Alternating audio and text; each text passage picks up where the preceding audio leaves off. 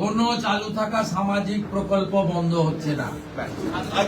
কোন সামাজিক চালু থাকা প্রকল্প, এটা আমরা আমাদের কর্মসূচি মানে প্রচারকালীনও বলেছি, কোন চালু থাকা সামাজিক প্রকল্প সে 30 বছর আগের হতে পারে, 10 বছর আগের হতে পারে, কোন সামাজিক প্রকল্প আমরা বন্ধ করছি না।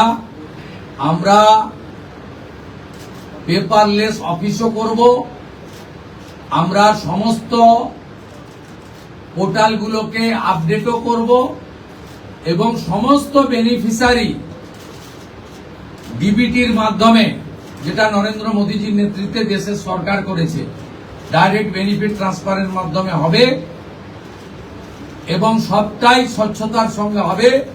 আপনার প্রশ্নের উত্তরে আমি পরিষ্কার বলে দিই, যে স্কিমটার কথা আপনি বলেছেন, আমি শুধু ওই স্কিমটা নয়, চালু থাকা কোন সামাজিক কল্যাণকর কর্মসূচি বন্ধ এই সরকার করছে না, কিন্তু ট্রান্সপারেন্ট স্বচ্ছতার সঙ্গে সেগুলো হবে। কোন মৃত ব্যক্তি তিনি কোন সামাজিক প্রকল্পের সুযোগ পেতে পারেন না, আপনিও বলবেন না পাওয়া উচিত।